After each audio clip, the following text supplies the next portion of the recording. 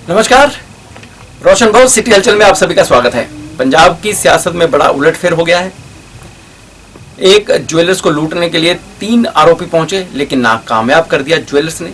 ऐसे ही कुछ खबरों को लेकर आपके समक्ष उपस्थित हैं। सबसे पहले बताते हैं पंजाब में सियासत के उलटफेर के बारे में। पंजाब के मुख्यमंत्री कैप्टन अमरिंदर सिंह ने अपने पद से यानी मुख्यमंत्री पद से इस्तीफा दे दिया। उन्होंने सबसे पहले अपने सहयोगियों, अपने मंत्रियों के साथ बैठक की, वहां पर निर्णय लिया। उसके बाद राजभवन गए और गवर्नर को अपना इस्तीफा सौंप दिया। गवर्नर हाउस से इस्तीफा सौंपने के बाद बाहर आए मीडिया के साथ बात करते हुए कैप्टन अमरिंदर सिंह ने अपने दिल का हाल बयान किया।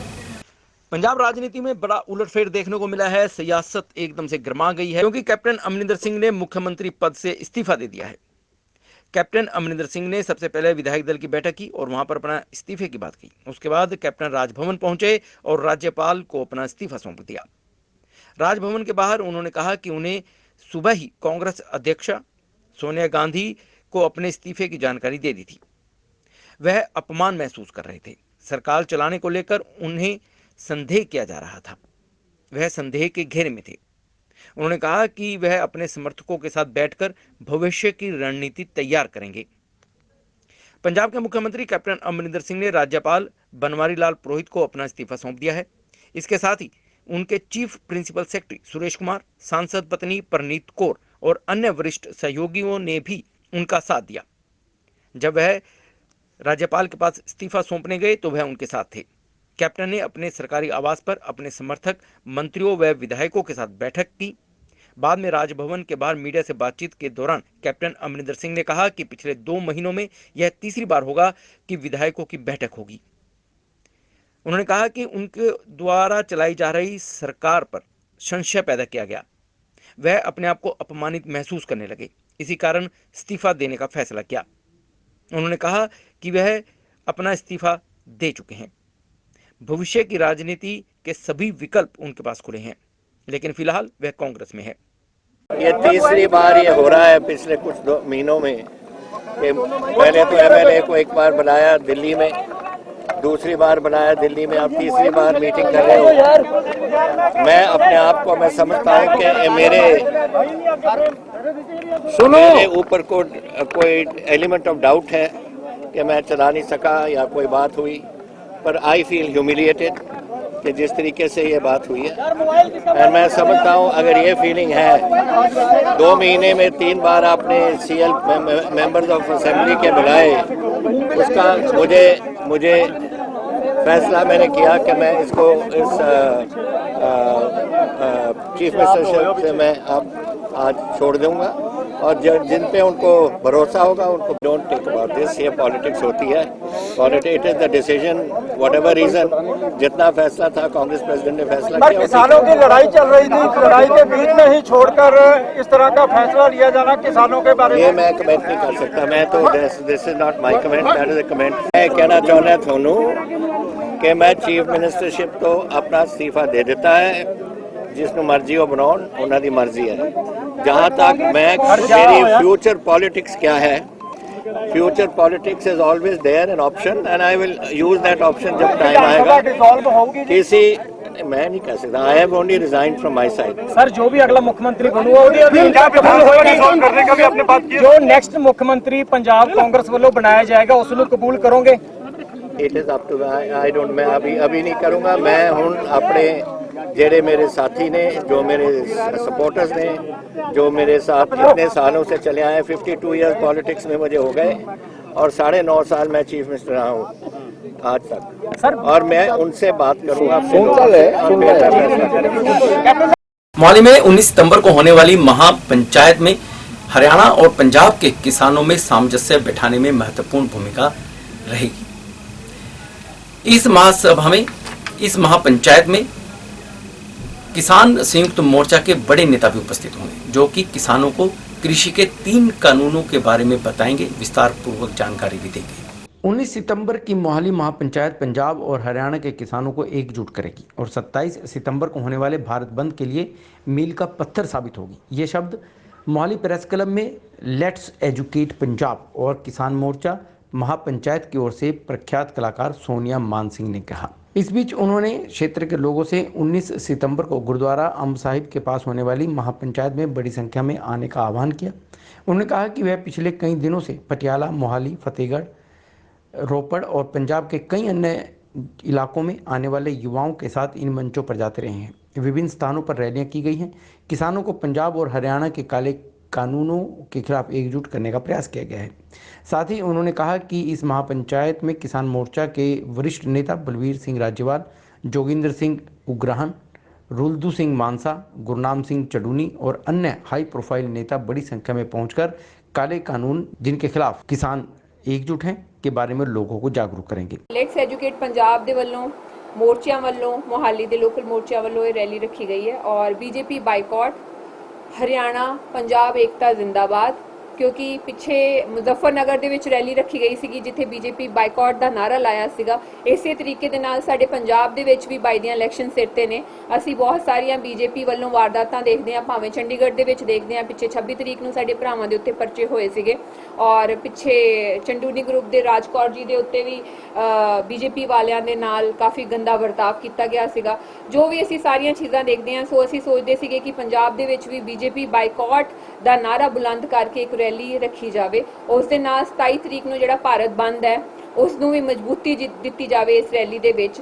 ਹੋਰ ਬਾਕੀ ਜਿੰਨੇ ਵੀ ਲੋਕਲ ਮੋਰਚੇ ਲੱਗੇ ਨੇ, ਜਿਵੇਂ ਲੇਬਰ ਯੂਨੀਅਨ ਦੇ ਮੋਰਚਾ ਲੱਗਾ ਆ, ਜਿਵੇਂ ਐਜੂਕੇਸ਼ਨ ਬੋਰਡ ਵਾਲਿਆਂ ਦਾ ਮੋਰਚਾ ਲੱਗਾ ਹੈ, ਜਿਵੇਂ ਮਨਰੇਗਾ ਯੂਨੀਅਨ ਵਾਲਿਆਂ ਦਾ ਮੋਰਚਾ ਲੱਗਾ ਹੈ, ਹੋਮਗਾਰਡ ਯੂਨੀਅਨ ਦਾ ਮੋਰਚਾ ਲੱਗਾ ਹੈ, ਇਹ ਜਿਹੜੇ ਛੋਟੇ ਛੋਟੇ ਸਾਰੇ ਮੋਰਚੇ ਲੱਗੇ ਹੋਏ ਨੇ, ਉਹਨਾਂ ਸਾਰਿਆਂ ਦੀਆਂ ਗੱਲਾਂ ਜਿਹੜੀਆਂ ਨੇ ਉਹ ਸਰਕਾਰ ਤੱਕ ਨਹੀਂ ਪਹੁੰਚਦੀਆਂ। ਮੈਨੂੰ ਸਾਰੇ ਮੋਰਚਿਆਂ ਨੇ ਇਨਵਾਈਟ ਕੀਤਾ ਸੀਗਾ, ਮੈਂ ਪਿੱਛੇ ਉਹਨਾਂ ਦੇ ਨਾਲ ਲਾਈਵ ਵੀ ਕੀਤਾ, ਬਟ ਮੈਨੂੰ ਲੱਗਦਾ ਸੀਗਾ ਕਿ ਉਹਨਾਂ ਸਾਰਿਆਂ ਨੂੰ ਇੱਕ ਮੰਚ ਦੇ ਉੱਤੇ ਇਕੱਠਾ ਕੀਤਾ ਜਾਵੇ ਔਰ ਸੰਯੁਕਤ ਕਿਸਾਨ ਮੋਰਚੇ ਦੇ ਸਾਰੇ ਲੀਡਰਸ ਨੂੰ ਅਸੀਂ ਇਨਵਾਈਟ ਕੀਤਾ ਇਸ ਰੈਲੀ ਦੇ ਵਿੱਚ ਔਰ ਸਾਡਾ ਇਹ ਸੀਗਾ ਕਿ ਉਹ ਵੀ ਆ ਕੇ ਸਮਰਥਨ ਦੇਣ ਤਾਂ ਕਿ ਇੱਕ ਮੰਚ ਦੇ ਉੱਤੋਂ ਏਕਤਾ ਦੇ ਨਾਲ ਗੱਲ ਜਾਣੀ ਚਾਹੀਦੀ ਹੈ। ਸੋ ਇਹ ਇੱਕ ਕੋਸ਼ਿਸ਼ ਕੀਤੀ ਸੀਗੀ। ਬਾਕੀ ਸ਼ੁਰੂਆਤ ਇੱਥੋਂ ਕੀਤੀ ਹੈ ਜੀ, ਮੋਹਾਲੀ ਤੋਂ, ਔਰ ਉਮੀਦ ਕਰਦੇ ਹਾਂ ਕਿ ਪੂਰੇ ਪੰਜਾਬ ਦੇ ਵਿੱਚ, ਹਰਿਆਣੇ 'ਚ ਵੀ ਤਾਈ ਜੀ ਇਸ ਤੋਂ ਬਾਅਦ ਲੈਟਸ ਐਜੂਕੇਟ ਹਰਿਆਣਾ ਦੀ ਕਰਾਂਗੇ। ਅਸੀਂ ਜ਼ਰੂਰ ਇਹਨਾਂ ਦਾ ਸਾਥ ਦੇਵਾਂਗੇ। ਮੈਂ ਤੇ ਚਲੋ ਜਾਣੀ ਹੈ, ਮੇਰੇ ਭਰਾ ਵੀ ਜਾਣਗੇ। ਬਾਕੀ ਪੰਜਾਬ ਦੇ ਵਿੱਚ, ਬਾਕੀ ਹਲਕਿਆਂ ਦੇ ਵਿੱਚ ਵੀ ਅਸੀਂ ਜਿੱਥੇ ਵੀ ਸਾਨੂੰ ਸੱਦਣਗੇ ਅਸੀਂ ਜ਼ਰੂਰ ਇਸੇ ਤਰੀਕੇ ਦੇ ਨਾਲ ਪਿੰਡਾਂ ਦੇ ਵਿੱਚ ਜਾਗਰੂਕਤਾ ਲੈ ਕੇ ਆਵਾਂਗੇ ਜੋ ਸਾਡਾ ਫਰਜ਼ ਬਣਦਾ ਹੈ। चंडीगढ़ प्रशासन द्वारा ट्रांसफर पॉलिसी में बदलाव किया गया है और यह बदलाव उस समय किया गया जब लोग कोविड से जूझ रहे थे, लोगों के पास काम नहीं था, तो उसमें प्रशासन ने चुपचाप बैठे और इसमें बदलाव कर दिया जिससे कि कोई भी ग्रुप सोसाइटीज का मकान की खरीद फरोख्त में 8 से 13 लाख तक का फर्क पड़ सकता है। जिस वक्त पूरा शहर कोरोना की वजह से घरों में कैद था, बिजनेस ठप पड़े थे, लोगों पर जीवन का संकट पैदा हो गया था, उस वक्त चंडीगढ़ प्रशासन ने चुपके से ग्रुप हाउसिंग सोसाइटीज़ के लिए ट्रांसफ़र पॉलिसी के साथ एक नया नियम जोड़ दिया। प्रशासन ने सभी सोसाइटीज़ के फ्लैट्स पर ट्रांसफ़र के नाम पर लाखों रुपए अनअर्न प्रॉफिट के वसूलने शुरू कर दिए। इस अनअर्न प्रॉफिट का खुलकर विरोध होना भी शुरू हो गया। आम आदमी पार्टी के वरिष्ठ नेता संदीप भारद्वाज ने कई सोसाइटीज़ के प्रेसिडेंट व अन्य पदाधिकारियों के साथ शनिवार को प्रेस क्लब में प्रेस कॉन्फ्रेंस की। भारद्वाज ने कहा कि चंडीगढ़ में सेक्टर 48 से 51 तक 108 ग्रुप हाउसिंग सोसाइटीज़ हैं। वहाँ लगभग 13,000 परिवार रहते हैं। कोविड के दौरान लागू हुई नई ट्रांसफ़र पॉलिसी से इन सोसाइटीज़ के बाशिंदों की नींद उड़ गई है। अब हाल ये है कि अगर कोई भी व्यक्ति फ्लैट को ट्रांसफ़र करवाता है तो उसे अनअर्न प्रॉफिट के नाम पर 8 लाख से 13 लाख रुपए तक भरने पड़ते हैं। इसके अलावा रजिस्ट्री का खर्चा और 18% GST अलग से। ਅਨਅਰਨ ਪ੍ਰੋਫਿਟ ਦਾ ਕੋਵਿਡ ਦੇ ਦੌਰਾਨ ਬਿਨਾਂ ਕਿਸੇ ਨੂੰ ਨੋਟੀਫਿਕੇਸ਼ਨ ਦਿੱਤੇ ਇਹ ਲਗਾ ਦਿੱਤਾ, ਜਿਹੜਾ ਕਿ 12 ਤੋਂ 14 ਲੱਖ ਰੁਪਈਆ ਹੈ। 12 ਤੋਂ 14 ਲੱਖ ਰੁਪਇਆ ਹਾਊਸਿੰਗ ਬੋਰਡ ਦਾ ਸਾਡਾ ਕੋਈ ਲੈਣ ਦੇਣ ਨਹੀਂ। ਅਸੀਂ ਇਹਦੇ ਕੋਲ ਜ਼ਮੀਨ ਲਿੱਤੀ ਸੀ, ਜ਼ਮੀਨ ਦੇ ਇਹਨਾਂ ਨੂੰ ਪੈਸੇ ਦੇ ਦਿੱਤੇ। ਉਸ ਤੋਂ ਬਾਅਦ ਅਸੀਂ ਇਹਦੇ ਉੱਤੇ ਆਪਣਾ ਜਿਹੜਾ ਫਲੈਟ ਬਣਾਏ ਆ ਜੀ। ਹਜੇ ਬੈਂਕ ਦੇ ਲੋਨ ਨਹੀਂ ਉਤਰੇ ਸੀ, ਜਿਹਦੇ ਟ੍ਰਾਂਸਫਰ ਕਰਾਉਣ ਲੱਗੇ ਆ ਤੇ ਇਹਨਾਂ ਨੇ 12 14 ਲੱਖ ਰੱਖਤਾ। ਅਲਾਟਮੈਂਟ ਲੈਟਰ 'ਚ ਇਹੋ ਜਿਹੀ ਕੋਈ ਗੱਲ ਨਹੀਂ ਸੀਗੀ ਵੀ ਇਹਨਾਂ ਕਿਹੜਾ ਗੁਨਾਹ ਕੀਤਾ। ਹਾਊਸਿੰਗ ਬੋਰਡ ਆਪ ਦੇ ਫਲੈਟਾਂ ਦੇ ਤਾਂ ਲੈਂਦਾ ਨਹੀਂ ਅਨਅਰਨ ਪ੍ਰੋਫਿਟ। ਸੁਸਾਇਟੀਆਂ ਵਾਲੇ ਇੱਕ ਸ਼ਰੀਫ ਵਾਈਟ ਕਾਲਰ ਪਰਸਨ ਨੇ ਸਾਰੇ, ਹਾਈਐਸਟ ਟੈਕਸ ਪੇਅਰ ਇਨ ਦਿਸ ਏਰੀਆ। ਇਹ ਤੇ 26,000 ਤੋਂ ਉੱਪਰ ਜ਼ਿਆਦਾ ਬੰਦੇ ਟੈਕਸ ਪੇਅਰ ਨੇ ਔਰ ਸਾਡਾ ਬਿਜਲੀ ਪਾਣੀ ਦਾ ਵੀ ਸਾਰੇ ਟੈਕਸ ਇਨ ਟਾਈਮ ਜਾਂਦੇ ਨੇ। ਇਸ ਕਰਕੇ ਵੀ ਸ਼ਰੀਫ ਲੋਕ ਰਹਿ ਰਹੇ ਆ ਤੇ ਇਹਨਾਂ ਨੂੰ ਦਬਾ ਲਈਏ। ਅਨਨੋਨ ਪ੍ਰੋਫਿਟ ਚੁੱਪਚਾਪ 2021 ਦੇ ਵਿੱਚ ਦਿੱਤਾ ਗਿਆ ਔਰ ਚੁੱਪਚਾਪ ਇਹ ਤੋਂ ਚਾਰਜ ਕਰ ਦਿੱਤਾ। ਇਹ ਤਾਂ ਲੋਕਾਂ ਨੇ ਹੁਣ ਜਦੋਂ ਬਾਅਦ 'ਚ ਇੱਕ ਦੋ ਵਿਕੇ ਤੇ ਤਾਂ ਪਤਾ ਲੱਗਾ ਵੀ ਸਾਨੂੰ ਵੀ ਆ ਵੀ NOC ਲੈਣੀ ਪੈਣੀ ਹੈ। ਤੇ ਅਸੀਂ ਇਸ ਦੇ ਖਿਲਾਫ ਪਹਿਲੇ 2-3 ਵਾਰੀ ਮਿਲੇ, ਸਾਰੇ ਮਿਲੇ ਤੇ ਨਹੀਂ ਕੁਝ ਹੋਇਆ। ਹੁਣ ਸਾਰਿਆਂ ਨੇ ਇੱਕ ਪ੍ਰਣ ਕਰ ਲਿਆ। ਅੱਜ ਇਸ ਪ੍ਰੈਸ ਕਾਨਫਰੰਸ ਦੇ ਮਾਧਿਅਮ ਪ੍ਰਸ਼ਾਸਨ ਨੂੰ ਚੇਤਾਵਾਂਗੇ ਵੀ ਸਾਨੂੰ ਅਗਲੇ 10 ਦਿਨਾਂ ਦੇ ਵਿੱਚ ਇਹਨਾਂ ਨੂੰ ਵਿਡਰਾ ਕਰੋ। ਜਿਹੜਾ ਜਜੀਆ ਕਰ ਲਗਾਇਆ ਗਿਆ ਮਤਲਬ ਜਿੰਨੇ ਦੀ ਕਾਸਟ ਜਿੰਨੇ ਦਾ ਸਾਨੂੰ ਅਲਾਟ ਹੋਇਆ ਸੀ ਨਾ ਉਸ ਤੋਂ ਵੀ ਜ਼ਿਆਦਾ ਹੈ। 12-14 ਲੱਖ ਦਾ ਸਾਨੂੰ 12.5 ਲੱਖ ਦਾ ਫਲੈਟ ਪਿਆ ਸੀਗਾ ਤੇ 12.5 ਲੱਖ ਦਾ ਫਲੈਟ ਪਿਆ ਸਾਨੂੰ ਤੇ 12.5 ਲੱਖ ਰੁਪਈਆ 14 ਲੱਖ ਰੁਪਈਆ ਹੁਣ ਸਾਨੂੰ ਅੱਜ ਹਜੇ ਲੋਨ ਉਤਰਿਆ ਸਾਨੂੰ ਟ੍ਰਾਂਸਫਰ ਕਰਾ ਦੇਣਾ ਪਿਆ। ਇਹਦੇ ਖਿਲਾਫ ਹੈ ਅਸੀਂ ਫਿਰ ਅਗਲੇ ਸੰਡੇ ਨੂੰ ਮਹਾਪੰਚਾਇਤ ਬੁਲਾਵਾਂਗੇ। ਉਸ ਮਹਾਪੰਚਾਇਤ ਦੇ ਵਿੱਚ ਐਸਾ ਫੈਸਲਾ ਕਰਾਂਗੇ ਵੀ ਪ੍ਰਸ਼ਾਸਨ ਨੂੰ ਪਤਾ ਲੱਗ ਜਾਊਗਾ, ਸੁਸਾਇਟੀਆਂ ਵਾਲੇ ਵੀ ਕੋਈ ਆਮ ਸ਼ਰੀਫ ਆਦਮੀ ਜਦੋਂ ਬੋਲਦਾ ਹੈ ਨਾ, ਜਿਹਨੂੰ ਜ਼ਿਆਦਾ ਤੰਗ ਕਰ ਦਿਓ ਨਾ, ਉਹ ਫਿਰ ਜਦੋਂ ਭੜਕਦਾ ਤੇ ਪੂਰਾ ਹੀ ਭੜਕਦਾ। Chandigarh group housing societies council welfare council के पदाधिकारियों का कहना है कि जिस समय चंडीगढ़ हाउसिंग बोर्ड ने सोसाइटीज़ को ज़मीन अलॉट की थी तो वह काफ़ी सस्ते रेट पर थी। अब कई सालों बाद जब ज़मीनों की कीमतें बढ़ गई हैं तो चंडीगढ़ प्रशासन नए और पुराने रेट के डिफरेंस पर 1/3 अनअर्न प्रॉफिट वसूल रहा है। पदाधिकारियों का कहना है कि हालांकि प्रशासन का इस पर कोई हक नहीं बनता, जिसका कारण है कि सभी सोसाइटीज़ ने फ्लैट्स की कंस्ट्रक्शन खुद करवाई थी, जिसके अलावा सोसाइटीज़ के अंदर के डेवलपमेंट से जुड़े काम भी वह खुद ही करवाते हैं। तो फिर सरकार अब प्रॉफिट क्यों कमा रही है? प्रॉब्लम सारी प्रॉब्लम है। एक दसीए 10 दसीए सानू तो गौरमेंट ने इस तरह नाल यूज़ कर रहे भी सोसाइटियाँ एक मुर्गी है, ਉਹਦਾ अंडा ना खाओ तो मुर्गी मार। ਇਹੋ ਜਿਹਾ ਸਾਡੇ ਨਾਲ ਬਿਹਾਰ ਹੋ ਰਿਹਾ। ਲੋਕਾਂ ਦੀਆਂ ਜੇਬਾਂ ਕੱਟੀਆਂ ਜਾ ਰਹੀਆਂ। ਅਨਅਰਨਡ ਪ੍ਰੋਫਿਟ ਲਗਾਤਾ, ਕਿਸੇ ਨੂੰ ਡੀਜ਼ ਮਨੀ ਲਾਤੀ, ਕਿਸੇ ਨੂੰ ਕੁਛ ਲਗਾਤਾ। ਫੈਸਿਲਿਟੀ ਸਾਨੂੰ ਕੋਈ ਹੈ ਨਹੀਂ। ਜ਼ਮੀਨਾਂ ਅਸੀਂ ਆਪ ਖਰੀਦੀਆਂ, ਫਲੈਟ ਅਸੀਂ ਆਪਣੇ ਆਪ ਤਿਆਰ ਕਰੇ, ਉਹਨਾਂ ਦੇ ਵਿੱਚ ਦਵਾਨੀ ਨਹੀਂ ਲੱਗੀ। ਇੰਟਰਨਲ ਮੇਨਟੇਨੈਂਸ ਵੀ ਸੁਸਾਇਟੀਆਂ ਆਪ ਕਰਦੀਆਂ ਨੇ। ਬਿਜਲੀ ਪਾਣੀ ਦਾ ਰੱਖ ਰਖਾਓ ਆਪ ਕਰਦੇ ਆ, ਜਿਹਦੇ 'ਚ ਸਾਨੂੰ ਕੋਈ ਉਹਦਾ ਐਡਮਿਨਿਸਟ੍ਰੇਸ਼ਨ ਕੋਈ ਫਾਇਦਾ ਨਹੀਂ ਦੇ ਰਹੀ। ਅਸੀਂ ਮਤਲਬ ਐਡਮਿਨਿਸਟ੍ਰੇਸ਼ਨ ਦੇ ਅਧੀਨ ਅਸੀਂ ਇੰਨੇ ਕੁ ਦੁਖੀ ਹਾਂ ਇਸ ਟਾਈਮ। ਸਾਡੇ ਲੋਕ ਬਈ ਲੈਵੀ ਤੇ ਲੈਵੀ ਲਗਾਈ ਜਾ ਰਿਹਾ ਵਿਦਆਊਟ ਕਿਸੇ ਕੋਰਟ ਕੇਸ ਚੱਲਿਆ, ਉਹਦਾ ਕੋਈ ਫੈਸਲਾ ਨਹੀਂ। ਆਪਣੇ ਵੱਲੋਂ ਜੋ ਵੀ ਥੱਲੋਂ ਸਟਾਫ ਨੇ ਕਹਿ ਦਿੱਤਾ। ਸਾਡੇ ਚੰਡੀਗੜ੍ਹ ਦੀ ਪ੍ਰੋਬਲਮ ਸਭ ਤੋਂ ਮੇਨ ਹੈ, ਜਿਹੜਾ ਵੀ ਇੱਥੇ ਅਫਸਰ ਆਉਂਦਾ ਉਹ ਬਾਹਰੋਂ ਆਉਂਦਾ। 3 ਸਾਲ ਦਾ ਉਹਦਾ ਟਰਮ ਹੈ, ਸਾਲ ਉਹਨੂੰ 1.5 ਸਾਲ ਇਹ ਚੀਜ਼ਾਂ ਲੱਭਣ ਨੂੰ ਲੱਗ ਜਾਂਦਾ। ਇੰਨੀ ਦੇਰ ਨੂੰ ਤਬਾਦਲਾ ਹੋ ਜਾਂਦਾ। ਇਹ ਆਪਣੀ ਕੋਠੀ ਰੈਨੋਵੇਟ ਕਰਾਉਂਦਾ ਹੀ ਉਹਦਾ ਤਬਾਦਲਾ ਹੋ ਜਾਂਦਾ। ਉਹ ਤੋਂ ਬਾਅਦ ਉਹਨੂੰ ਕੋਈ ਕੰਮ ਨਹੀਂ ਸਵਾਏ ਲੋਕਾਂ ਦੀਆਂ ਜੇਬਾਂ ਕੱਟਣੇ, ਪੈਸੇ ਇਕੱਠੇ ਕਰਨੇ ਤੇ ਆਪਣੇ ਘਰ ਨੂੰ ਵਾਪਸ ਚਲੇ ਜਾਓ। ਫਿਲਹਾਲ ਇਹਦੀ ਮਿਸਾਲ ਸਾਡੇ ਕੋਲ ਪਹਿਲਾਂ ਆ ਚੁੱਕੀ ਹੈ। ਜਿਸ ਤਰ੍ਹਾਂ ਕਿ ਸਾਡੇ ਗਵਰਨਰ ਜੀ ਹਿਮਾਚਲ 'ਚ ਲੈਂਡ ਖਰੀਦਣ ਗਏ, ਐਕਸੀਡੈਂਟ ਹੋਇਆ, ਉੱਥੇ ਹਿਮਾਚਲ 'ਚ ਨੋਟਾਂ ਦੀ ਵਰਖਾ ਹੋਊਗੀ। ਉਹ ਸਾਰਾ ਨੋਟ ਚੰਡੀਗੜ੍ਹ ਦੀ ਜਨਤਾ ਦਾ ਉਹ ਲੈ ਕੇ ਆਪਣਾ ਮੌਜਾਂ ਕਰਦੇ ਆ, ਕਿਸੇ ਨੂੰ ਕੋਈ ਪਰਵਾਹ नहीं। ਇੱਥੇ ਆਉਂਦੇ ਆ ਲੁੱਟ ਮਾਰ करके अपने घर चले। पंचकुला के सेक्टर 8 में एक ज्वेलर्स की दुकान में लुटेरे लूटने आए, चाकू के नोट पर लूटने का प्रयास किया, लेकिन दुकानदार ने हिम्मत नहीं हारी और इनका मुकाबला किया। और इसी के चलते दुकानदार ने न सिर्फ अपनी जान बचाई बल्कि अपनी दुकान को भी बचाने में कामयाब हुआ। इसके बाद यहाँ पर हरियाणा विधानसभा के अध्यक्ष ज्ञानचंद गुप्ता पहुंचे और पुलिस को आवश्यक दिशा निर्देश भी जारी किए। पंचकुला के सेक्टर 8 मार्केट में स्थित महालक्ष्मी ज्वेलरी शॉप पर 3 लुटेरों ने लूट की कोशिश करते हुए ज्वेलर संदीप वर्मा पर चाकुओं से हमला कर दिया। पीड़ित संदीप वर्मा ने लुटेरों का मुकाबला करते हुए उन्हें भगा दिया और लूट की वारदात को नाकाम कर दिया। लूट की घटना को अंजाम देने आए तीनों आरोपियों में से एक आरोपी के पास पिस्टल और 2 के पास चाकू था।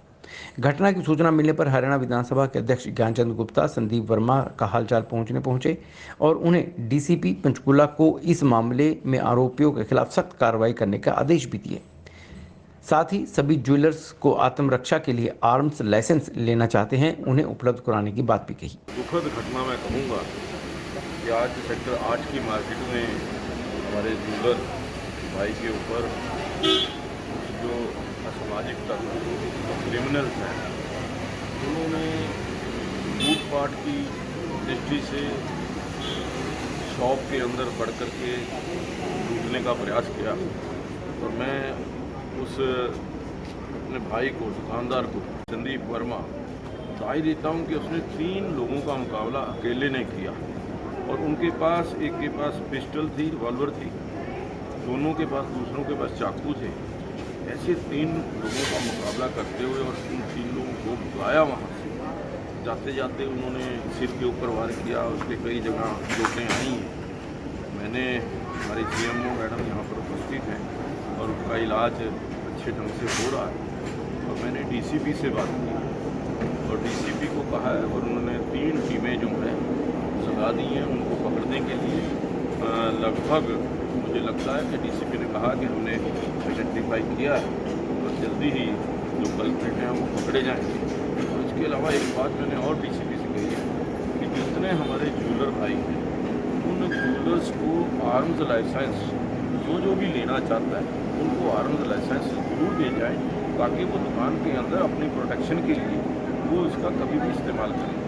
मैं तो समझता हूँ, भगवान का शुक्र करता हूँ कि ऐसे ब्रेव दुकानदार भाई हैं संदीप वर्मा, उन्होंने इन लोगों का मुकाबला किया और उनको वहाँ से बुलाया। तो मैं कामना करता हूँ कि जल्दी संदीप। चंडीगढ़ दलित वेलफेयर एसोसिएशन ने प्रधानमंत्री नरेंद्र मोदी का पुतला फूंककर अपना रोष व्यक्त किया है। एसोसिएशन का कहना है कि जब से केंद्र में भाजपा की सरकार आई है तब से दलितों पर अत्याचार बढ़े हैं। यदि ठोस कदम केंद्र सरकार नहीं उठाती तो इस आंदोलन को राष्ट्रीय आंदोलन बनाया जाएगा। चंडीगढ़ दलित वेलफेयर एसोसिएशन की तरफ से भाजपा सरकार का पुतला फूंका गया और कहा गया है कि 7 साल से बीजेपी की सरकार है और दलितों का उत्पीड़न में बढ़ोतरी हुई है। एसोसिएशन का यह भी कहना है कि दबंगों में दलित उत्पीड़न एक्ट को लेकर कोई डर नहीं है और वह सरेआम एक्ट की धज्जियां उड़ा रहे हैं। शासन और प्रशासन मूक दर्शक बनकर देख रहा है। पुतला दहन चंडीगढ़ के सिंबॉलिक है क्योंकि चंडीगढ़ में भी कहीं इस तरह के केस हो चुके हैं। चंडीगढ़ प्रशासन ने किसी में भी शक्ति नहीं दिखाई। पुतला दहन के प्रोग्राम में विशेष तौर पर भगत राज, चंडीगढ़ अध्यक्ष Dalit welfare association, principal Ramesh Tank, महासचिव चंडीगढ़ दलित वेलफेयर एसोसिएशन कालूराम सूद कहा कि उनकी मांगों की ओर शीघ्र ध्यान दिया जाए, नहीं तो एक बड़ी पंचायत करके पूरे भारत में इसके खिलाफ आंदोलन चलाया जाएगा और मोदी सरकार के खिलाफ प्रदर्शन किया जाएगा। में कहीं भी आप चले जाओ, एट्रोसिटी के जो केसेस हैं वो बहुत ज़्यादा बढ़ रहे हैं।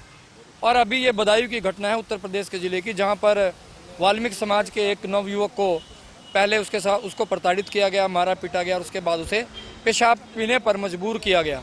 मैं मोदी सरकार से या उत्तर प्रदेश सरकार से ये पूछना चाहता हूँ, ये कहाँ की इंसानियत है, ये कहाँ के मानव हैं? अगर ये स्वर्ण जाति के हैं तो स्वर्ण जाति के हिसाब से रहे ना, दूसरे लोग भी इंसान हैं, उन लोगों को भी इंसान समझें। अगर हम लोगों ने जो हमारे दलित लोग आसपास में रहते हैं, गांव में रहते हैं, अगर उन्होंने इनके काम धंधे करने बंद कर दिए तो इनकी जो हेकड़ी वो सारी इनको पता चल जाएगा कि क्या कर सकते हैं क्या नहीं। और अगर ऐसे ही लगातार ये इस तरह के हरकतें करते रहे तो हो सकता है हमें पूरे भारत में जो इस मुहिम को जगाना पड़े और एट्रोसिटी एक्ट को मजबूती से लागू कराना चाहिए। हम चाहते हैं कि सारे शहरों में एट्रोसिटी एक्ट जो है बिल्कुल सख्ताई से लागू हो ताकि तुरंत के तुरंत कार्रवाई हो और जो भी इसका दंड जिसको मिलना चाहिए उसके ऊपर तुरंत FIR हो और तुरंत उसको अंदर किया जाए। हम यही चाहते हैं और आगाह करना चाहते हैं सब जगह की जो भी सरकारें जहाँ पर दलितों पे इस तरह के अत्याचार हो रहे हैं कि वो अपने अपने इलाकों में, अपने अपने राज्यों में इस सिस्टम को सही कर ले, इलेक्ट्रिसिटी को सही ढंग से लागू करें। ये जो पुतला हमने फूका है, जब से भाजपा सरकार 7 साल हो गए हैं, पूरे देश में जहाँ जहाँ भी भाजपा का प्रशासन है वहाँ पे दलितों पे अत्याचार बढ़ रहे हैं। क्योंकि जो एट्रोसिटी एक्ट है उसका मजाक बन गया है, उसे प्रभावशाली ढंग से लागू नहीं किया जा रहा। इसलिए हम मोदी सरकार के कान खोलना चाहते हैं कि अगर ऐसी परिस्थिति रही तो जितने भी चंडीगढ़ के नगर निगम चुनाव में हम भाजपा को धूल चटा देंगे। क्योंकि हमने सबने वोट डाली है, लेकिन हमारे चंडीगढ़ में भी बहुत शोषण हो रहा है दलितों का। हम ये चाहते हैं भी जो एट्रोसिटी एक्ट है उसका डर लोगों में बिल्कुल नहीं रहा। क्योंकि अभी राष्ट्रपति जी ने कहा था कि 18 लगा दिए, लोगों को गिरफ्तार करेंगे, लेकिन महीना गिरफ्तारियाँ नहीं होती। अगर इमीडिएट एक्शन लिया जाए तो लोगों में एक डर पैदा हो जाएगा, उससे एट्रोसिटी घट होगी। लेकिन 7 साल में एट्रोसिटी बढ़ रही है।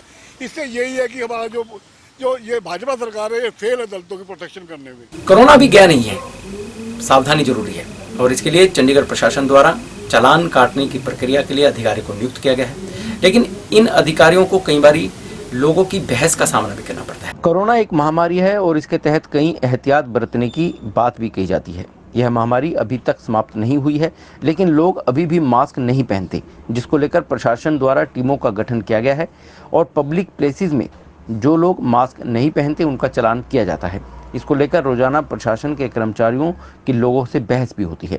कुछ ऐसा ही नज़ारा देखने को मिला शुक्रवार को सेक्टर 17 में, जब एक युवक और युवती यहाँ पर घूमने आए थे, लेकिन उनके द्वारा मास्क नहीं पहना हुआ था, तो कर्मचारियों द्वारा उनका चालान काटने की बात की गई। उन्होंने यहाँ पर जमकर बहस की। इस पूरे प्रकरण को लेकर जब वहाँ पर जेई राय सिंह से बात की गई तो लोगों के चालान काट रहे थे, तो उन्होंने कहा कि वह प्रशासन के द्वारा ड्यूटी पर तैनात हैं, जो वह लोगों के मास्क पहनने की बात करते हैं तो लोग मास्क नहीं पहनते। रोकिया जी चलान नहीं कटवा रहे, ये कह रहे भी ਅਸੀਂ ਤਾਂ ਮਾਸਕ ਟੁੱਟ ਗਿਆ ਸੀ ਸਾਡਾ, ਇਹ ਹੋ ਗਿਆ ਉਹ ਹੋ ਗਿਆ, ਅਸੀਂ ਕਾਰ ਤੋਂ ਉਤਰੇ ਆ, ਇੱਥੇ ਆ ਕੇ ਕਹਿੰਦਾ ਮਾਸਕ ਲਗਾਣੇ ਸ਼ੁਰੂ ਕਰ ਕਹਿੰਦੇ ਫੋਟੋ ਦਿਖਾਓ, ਕਹਿੰਦੇ ਸਾਨੂੰ ਫੋਟੋ ਨਹੀਂ ਅਲਾਉਡ ਹੈ, ਚਲਾਨ ਕੱਟਦਾ ਹੈ ਚਲਾਨ ਦੀ ਸਾਡੀ ਮਾਸਕ ਐਸਐਮ ਸੈਂਟਰ 17 ਤੋਂ। ਮੇਰਾ ਨਾਮ ਰਾਏ ਸਿੰਘ ਹੈ, ਮੈਂ ਜੀ ਇਸ ਦਾ ਇਹ ਹੈ ਸਰ ਕਿ ਬਿਨਾ ਫੋਰਸ ਤੋਂ ਜਾ ਨਹੀਂ ਸਕਦੇ, ਅਸੀਂ ਡਰਦੇ ਹਾਂ ਕਿ ਅਸੀਂ ਜਾਵਾਂਗੇ ਤਾਂ ਕੋਈ ਹੰਗਾਮਾ ਹੋ ਜਾਏਗਾ, ਅਸੀਂ ਆਪਣੀ ਨਹੀਂ ਜਾਨ ਬਚਾਣੀ ਹੈ। ठीक है ਅਸੀਂ ਇੱਥੇ ਖੜੇ ਆ, ਪੁਲਿਸ ਦੇ ਕੋਲ ਖੜੇ ਆ ਵੀ ਪੁਲਿਸ ਪੋਸਟ ਦੇ ਕੋਲ ਵੀ ਕੋਈ हेल्प कर देंगे साਡੀ। लोग मास्क नहीं पहनते तो उनका चालान कटता है, उनकी ड्यूटी है। उन्होंने कहा कि इस दौरान उन्हें कोई भी पुलिस प्रोटेक्शन नहीं मिलता। इतना ही नहीं, बात आगे तक बढ़ गई और वहाँ पर आम लोग भी इकट्ठा हो गए। उन्होंने कहा कि यह चालान काटना गलत है, ना तो यह पूरी तरह से ड्रेस पहनते हैं और आम लोगों को इस तरह से तंग किया जाता है कि चालान करना है तो सबका करो, किसी को बेवजह रोककर चालान क्यों काटे जाते हैं। जो हम आपका जबरदस्ती आपका दुश्मनी से कोई चालान काट रहे हैं, जब आप हमें जानते नहीं, आप हमें फोटो दिखाया तो हम कह रहे हैं फोटो की जरूरत नहीं है हमें। तो सर ये तो आप अपनी बदतमीजी कर रहे हो, आप कितनी बार रोकेंगे? आप गलत कर रहे हो, बार बार आपको हाथ जोड़ के रोकते रहेंगे। आप गलत क्या गलत कर रहे हैं? सर मास्क डलावा नहीं डलावा, कहाँ डलावा है कि अगर तुसी मान लो फोटो किसी की ले रहे हो, तुसी ਉਹਦੀ ਫੋਟੋ ਨੂੰ ਦਿਖਾਓ। ਜਦ ਤੁਸੀਂ ਫੋਟੋ ਕੀਤੀ ਲੈ ਲੈਂਦੇ ਹੋ, ਤੁਸੀਂ ਉਹਨੂੰ ਫੋਟੋ ਦਿਖਾ ਕੇ ਕਹਿੰਦੇ ਹੋ ਕਿ ਸਾਡੇ ਕੋਲ ਪ੍ਰੂਫ ਹੈ, ਤੁਹਾਡਾ ਚਲਾਨ ਹੋਏਗਾ। ਜਦ ਉਹ ਵਿਅਕਤੀ ਅੱਜ ਤੁਹਾਡੇ ਤੋਂ ਪ੍ਰੂਫ ਮੰਗ ਰਿਹਾ ਕਿ ਮੇਰੀ ਫੋਟੋ ਦਿਖਾ ਦਿਓ ਚਲਾਨ ਕਰਨ ਦੇ लिए, मेरा मास्क लाया नहीं लाया, ਤੁਸੀਂ ਉਹਨੂੰ ਫੋਟੋ नहीं दिखा रहे हो। मोहाली के बलौंगी में बन रही गौशाला में हंगामा हो गया। यहाँ पर 2 व्यक्ति पहुंचे और निर्माण कार्यों को रुकवाने का प्रयास किया। इसकी सूचना पुलिस को दी गई। पुलिस ने दोनों आरोपियों को गिरफ्तार किया और जांच शुरू कर दी। मोहाली के बलौंग स्थित गौशाला में वीरवार की देर शाम उस समय माहौल तनावपूर्ण हो गया जब गौशाला के लिए दी गई जमीन के विरोध में हाई कोर्ट में केस दायर करने वाला केसर सिंह अपने साथी जर्नैल सिंह के साथ गौशाला पहुंच गए और साथ ही यहां चल रहे निर्माण को रुकवाने के लिए कोशिश की। जानकारी के मुताबिक वीरवार शाम केसर सिंह और उसका साथी जर्नैल सिंह बलौंगी गौशाला पहुंच गए। उन्होंने वहां पर चल रहे गौशाला के काम का विरोध किया। प्रबंधकों का आरोप है कि वह उनसे उलझ गए। गौशाला प्रबंधकों ने पुलिस को सूचित किया कि 2 लोग शराब पीकर हंगामा कर रहे हैं। इस पर बलौंगी थाने के पुलिस मौके पर पहुंची और दोनों आरोपियों को काबू कर थाने लाएगी। सूचना मिलते ही आज़ाद ग्रुप समेत कई राजनेता हंगामा करने वाले केसर सिंह और उसके साथी के पक्ष में बलौंगी थाने में पहुंच गए और सेहत मंत्री के खिलाफ जमकर रोष प्रदर्शन किया। इसके बाद मामले की वीडियो भी सोशल मीडिया पर वायरल हो गई। साथ ही दोनों आरोपियों के मेडिकल में साफ हो गया कि दोनों ही आरोपी नशे की हालत में थे। पुलिस ने मेडिकल जांच के लिए दोनों के सैंपल लेकर जांच के लिए भेज दिए। वहीं पुलिस ने उनके खिलाफ मामला भी दर्ज कर लिया। थाना बलौंगी में मौजूद डीएसपी दीपक राय ने कहा कि दोनों आरोपी शराब पीकर गौशाला में गए और हंगामा किया, जिनके खिलाफ कार्रवाई की जाएगी। बलौंगी को कंप्लेंट आई थी भी 2 बंदे शराब पी के बलौंगी गौशाला च रौला पा रहे हैं। SHO साहब मौके पर पहुंचे, उन्होंने लिया के मैडिकल कराया हॉस्पिटल, जिथे डॉक्टर साहब ने लिखा भी इन्हों तो इन्होंने दारू पीती हुई है। सिविल हॉस्पिटल खरड़।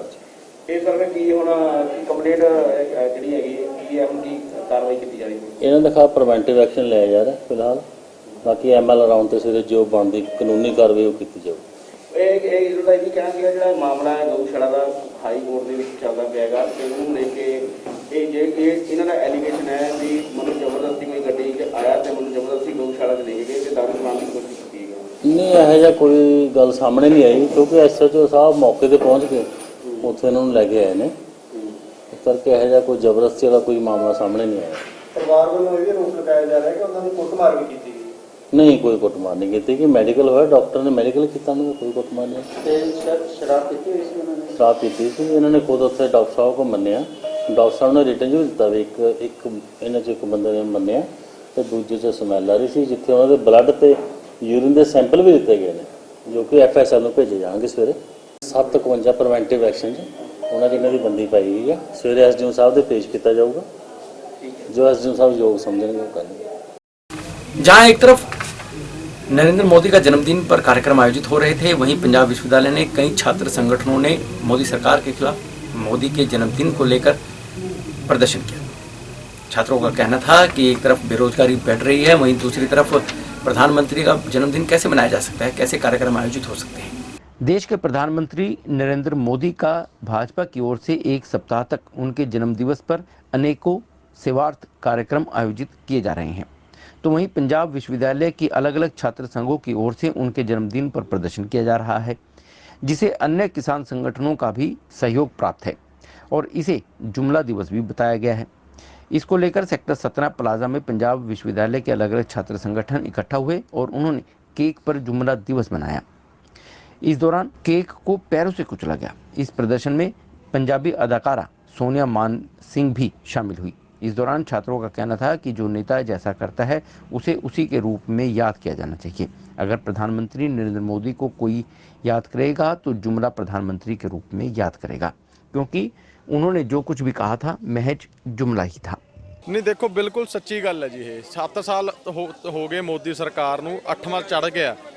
इस 7 सालों के विच बेरोजगारी जिहड़ी सिखरां ते है GDP जिहड़ी साडी आ ओह डाउन जा चुकी है।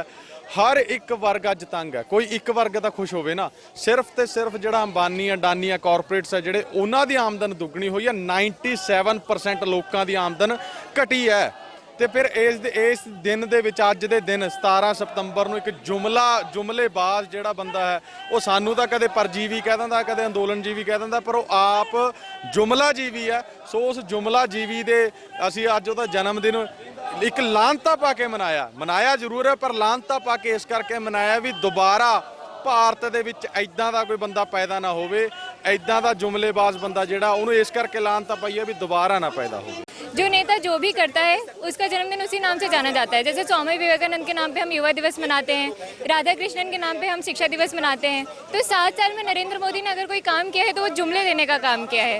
इसलिए हमारी तो शंका ये है कि कहीं आने वाली पीढ़ियाँ ही इनके जन्म दिवस को जुमला दिवस के नाम से ना मनाने लग जाए क्योंकि जब वो सत्ता में आए थे तो उनके पहले उनके 3 नारे थे कि बहुत हुई बेरोजगारी की मार अब की बार मोदी सरकार, बहुत हुई महंगाई की बार और इसके ऊपर प्राइवेटाइजेशन के ऊपर तो उन्होंने पूरी की पूरी कविता गा दी थी कि सौगंध मुझे इस मिट्टी की मैं देश नहीं बिकने दूंगा।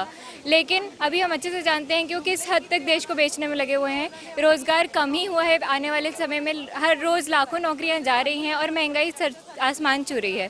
तो इसलिए हम चाहते हैं कि उनको उनके जन्मदिन वाले दिन संवेदना आए, उनको सद्बुद्धि आए और इसलिए हम उनके जन्मदिन वाले दिन जुमला दिवस मना करके लानतें भेज रहे हैं। वहीं सोनिया मान सिंह ने कहा कि इसे आज काला दिवस के रूप में भी मनाया जाना चाहिए। प्रधानमंत्री ने हर मोर्चे पर जुमला ही किया है, इसलिए इसे काला दिवस के साथ साथ जुमला दिवस के रूप में भी मनाया जाए। हर मोर्चे पर सरकार फेल हुई है। मैं कहा ਇਹੋ ਜਿਹੇ ਕੇਕ ਦਾ ਮੂੰਹ ਮਿੱਠਾ ਕਰਨ ਨਾਲੋਂ ਚੰਗਾ ਹੈ ਕਿ ਅਸੀਂ ਭੁੱਖ ਹੜਤਾਲ ਤੇ ਚੱਲ ਜਾਈਏ। ਆਪਾਂ ਇਹੋ ਜਿਹੇ ਬੰਦੇ ਦਾ ਤੇ ਆਪਾਂ ਪਾਣੀ ਨਹੀਂ ਪੀ ਕੇ ਰਾਜੀ, ਤੁਸੀਂ ਕੇਕ ਦਾ ਮੂੰਹ ਮਿੱਠਾ ਕਰਨ ਦੀ ਗੱਲ ਕਰ ਰਹੇ ਹੋ। ਅਸੀਂ ਜੁੱਤੀਆਂ ਦੇ ਥੱਲੇ ਕਿਵੇਂ ਉਹਨੂੰ ਕੁੱਟਿਆ ਹੈ ਕੇਕ ਨੂੰ, ਮੈਂ ਤੇ ਹੱਥ ਦੇ ਨਾਲ ਮਸਲ ਵੀ ਦਿੱਤਾ ਹੈ। ਇਸੇ ਤਰੀਕੇ ਨਾਲ ਜੇ ਮੋਦੀ ਸਾਹਮਣੇ ਹੁੰਦਾ ਤੇ ਸ਼ਾਇਦ ਗਰਦਨ ਤੱਕ ਹੱਥ ਚੱਲ ਜਾਂਦਾ। ਉਹਨਾਂ ਨੂੰ ਕਹੋ ਬਹੁਤ ਵਧੀਆ ਸੇਵਾ ਨਿਭਾ ਰਹੇ ਹੋ ਤੁਸੀਂ ਪਿਛਲੇ 1 ਸਾਲ ਤੋਂ ਕਿਸਾਨਾਂ ਦੀ ਬਾਰਡਰਾਂ ਦੇ ਉੱਤੇ। ਉਹ ਆਪਾਂ ਜਨਤਾ ਦੇਖ ਰਹੀ ਹੈ, ਅਸੀਂ ਸਾਰੇ ਦੇਖ ਰਹੇ ਹਾਂ ਜਿਸ ਤਰੀਕੇ ਦੇ ਨਾਲ ਉਹ ਮੋਦੀ ਜੀ ਉੱਥੇ ਜਾ ਕੇ ਜਿਹੜੀਆਂ ਫੈਸਿਲਿਟੀਜ਼ ਦੇ ਰਹੇ ਨੇ ਕਿਸਾਨਾਂ ਨੂੰ और इन्ने किसान ਜਿਹੜੇ ਉੱਤੇ ਸ਼ਹੀਦ ਹੋ ਚੁੱਕੇ ਨੇ, ਬਹੁਤ ਵਧੀਆ ਫੈਸਿਲਿਟੀਆਂ ਦਿੱਤੀਆਂ ਨੇ ਮੋਦੀ ਜੀ ਨੇ, ਤਾਂ ਹੀ ਉਹਨਾਂ ਦਾ ਇਸੇ ਤਰੀਕੇ ਦੇ ਨਾਲ ਜਨਮ ਦਿਵਸ ਮਨਾਇਆ ਜਾ ਰਿਹਾ ਹੈ। ਵੇਖੋ ਜੀ ਜੋ ਵੀ ਭਾਜਪਾ ਵਾਲੇ ਕਹਿੰਦੇ ਨੇ ਉਹ ਮੋਦੀ ਦੀ ਸੁਣ ਕੇ ਕਹਿੰਦੇ ਨੇ, RSS ਦੀ ਮੰਨ ਕੇ ਕਹਿੰਦੇ ਨੇ। ਅਸੀਂ ਉਹਨਾਂ ਦਾ ਵਿਰੋਧ ਕਰਦੇ ਹਾਂ, ਅਸੀਂ ਬਾਈਕਾਟ BJP ਦਾ ਨਾਰਾ ਲਾ ਕੇ ਚੱਲਦੇ ਹਾਂ। ਜੋ ਵੀ ਕਹਿੰਦੇ ਨੇ ਸਾਨੂੰ ਕੋਈ ਫਰਕ ਨਹੀਂ ਪੈਂਦਾ, ਅਸੀਂ ਉਹਨਾਂ ਦੇ ਵਿਰੋਧ ਦੇ ਵਿੱਚ ਹੈਗੇ ਹਾਂ ਔਰ ਨਾ ਹੀ ਸਾਨੂੰ ਉਹਨਾਂ ਦੀਆਂ ਗੱਲਾਂ ਦਾ ਕੋਈ ਫਰਕ ਪੈਂਦਾ। ਵੇਖੋ ਚਿੰਤਾ ਦੇਖ ਨਹੀਂ ਮੰਨਦੇ ਕਿਉਂਕਿ ਪੰਜਾਬ ਦੇ ਵਿੱਚ ਜਿਹੜਾ ਪੰਜਾਬ ਦਾ ਕਿਸਾਨ ਹੈ ਉਹ ਇਸ ਟਾਈਮ ਦੇ ਉੱਤੇ ਸਭ ਤੋਂ ਪਹਿਲਾਂ ਸਾਡੇ ਪੰਜਾਬ ਨੇ ਮੋਰਚਾ ਸ਼ੁਰੂ ਕੀਤਾ ਸੀਗਾ, ਬਾਈਕਾਟ ਬੀਜੇਪੀ ਦਾ ਨਾਰਾ ਲਾ ਕੇ ਚੱਲੇ। ਅੱਜ ਹਰਿਆਣਾ ਦੇਖ ਲਓ, ਵਧਾਈ ਦੇ ਪਾਤਰ ਹੈ ਕਿ ਬੀਜੇਪੀ ਸਰਕਾਰ ਹੁੰਦਿਆਂ ਹੋਇਆਂ ਵੀ ਅੱਜ ਇੰਨਾ ਜ਼ਿਆਦਾ ਉਹਨਾਂ ਨੇ ਬਾਈਕਾਟ ਕੀਤਾ। ਭਾਵੇਂ ਉਹਨਾਂ ਦੇ ਲਾਠੀ ਚਾਰਜ ਹੁੰਦੇ ਆ, ਪਰਚੇ ਹੁੰਦੇ ਆ, ਪਰ ਹਰਿਆਣੇ ਵਾਲੇ ਸਭ ਤੋਂ ਅੱਗੇ ਮਿਲਦੇ ਨੇ। ਸੋ ਪੰਜਾਬ ਹਰਿਆਣਾ ਏਕਤਾ ਬਾਈਕਾਟ ਬੀਜੇਪੀ ਰੈਲੀ ਜਿਹੜੀ ਅਸੀਂ 19 ਤਰੀਕ ਨੂੰ ਅੰਬ ਸਾਹਿਬ ਗੁਰਦੁਆਰੇ ਰੱਖੀ ਹੈ ਨਾਲ ਗਰਾਊਂਡ ਦੇ ਵਿੱਚ, ਉੱਥੇ ਵੀ ਸਾਨੂੰ ਵੱਡੀ ਮਾਤਰਾ ਦੇ ਵਿੱਚ ਲੋਕੀ मिलेंगे ਜਿਹੜੇ मोदी ਦੇ ਇਸੇ ਤਰੀਕੇ ਦੇ ਨਾਲ ਜੁੱਤੀਆਂ ਦਾ ਸਵਾਗਤ ਕਰਨਗੇ। तो ये थी शहर में घटित कुछ ऐसी खबरें जो हमने आपको बताने का प्रयास किया है। यदि आप भी अपने शहर की खबरों को जानना चाहते हैं तो आपको सब्सक्राइब करना है रोशन भव और देखते रहिए सिटी हलचल। नमस्कार।